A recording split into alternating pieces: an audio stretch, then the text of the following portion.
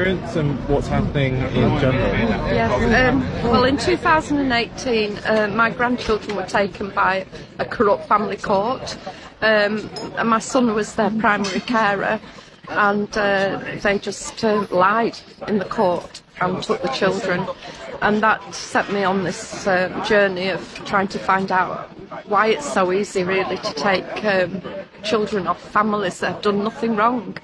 And so I went on some Facebook pages about corruption of social services, and I realised that we weren't the only ones.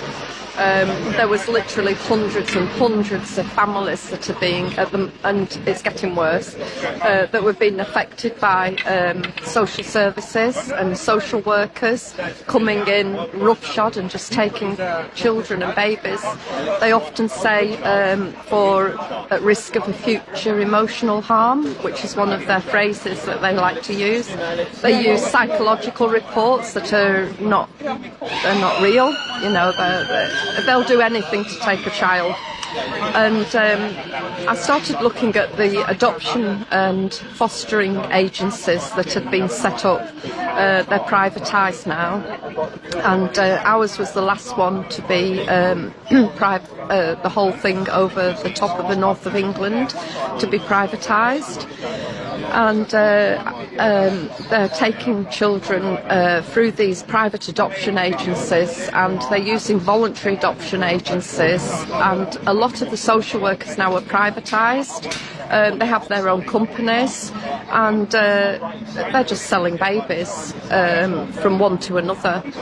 There was a gentleman who worked for Caritas Care Limited and also for Sidra Research Hospital that we found out that babies were being taken abroad and taken to Qatar. This particular one, it's a research hospital that was built in 2017 that is researchers in genomics, and Lord Darcy is the chief executive of that research hospital. And how is it that you discovered this? Well, a friend, my husband was asked for temporary accommodation near Barrow-in-Furness, and we sort of set him up really.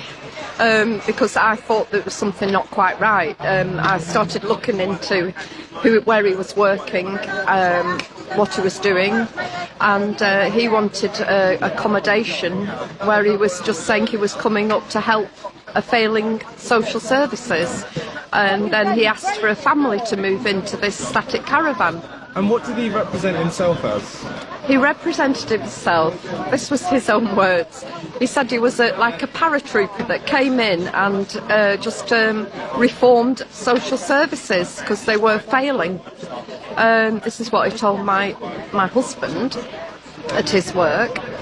And he has a cafe, and he was coming in quite regularly, sometimes on his own and sometimes with another social worker. When I found all this out, I told my MP and I told the councillors in my town. There was also child trafficking going on in that same town, and I found out that the caravan park was also used for trafficking teenage girls as well, and the grooming gangs, yeah. And I also found out that the head of the councillor, who is head of children's services over there, her granddaughter was thrown into prison for saying that there was grooming gangs, and she was a victim, and she showed all her evidence of her marks, you know, her abuse on Facebook, because nobody was listening to her. And I found out her grandmother was actually head of children's services counsellor, on a police and crime panel, and on a taxi and private hire liaison group. And when I found that out and spoke about it, she came off the taxi and private hire liaison group immediately. And there's a link there with child trafficking. There's an advertisement actually of her saying we have 15 babies ready for adoption online. You know, it was almost like she was advertising them. You know, it's just... and I also found out that our private adoption agency up in Cumbria their senior governance officer when they were setting it up, and it was in the minutes, which they took offline now, but I think you can still find it in Blackpool Council, because he was also there, and in Scarborough Council. He's called Sandip Mahajan, and I found out that he is a director of 36 global companies. He is Ibex, Balfour Beatty, Pepco, and the most telling one is Steinhoff, which is a global company. It's the second largest logistics company and manufacturer of furniture. And most of Wayfair furniture is Steinhoff, and he's a finance officer for Steinhoff. And when I found this out, I went to my local MP again and said, what is this man doing as a head of our adoption agency? I mean, what does he, what purposes does he have? This is big money. This is, county lines, trafficking of children. And Wayfair, if you look at Wayfair, Steinhoff furniture is the majority, is Wayfair Steinhoff furniture. And we know there's links to child trafficking through Wayfair. And they took the information immediately down off the websites for South Lakes District Council. And you said, was it this man who had the .gov.uk? No, James Butler is the social worker that had the newcastle.gov.uk email address, but he said he was from Essex. He said he was just coming in to help out a failing council with their social services.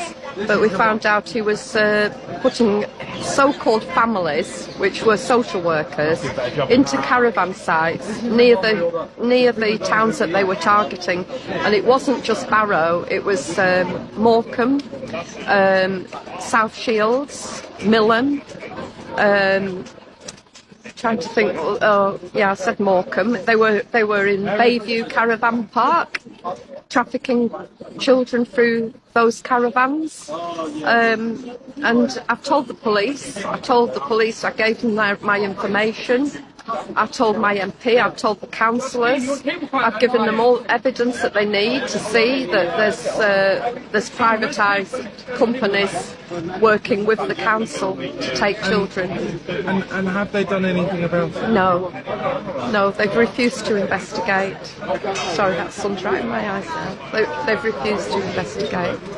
They've refused to look into it. I said, if you went to Bayview or if you went to Meadowlands Caravan Park, you can have a look at the static caravans. You can follow them, see where they're going. I went to Caritas Care Limited, who he was working for, as well as Sidra Research Medical Hospital, because this is what they do. They bring in social workers, private social workers. He had his own company. He was making money out of it.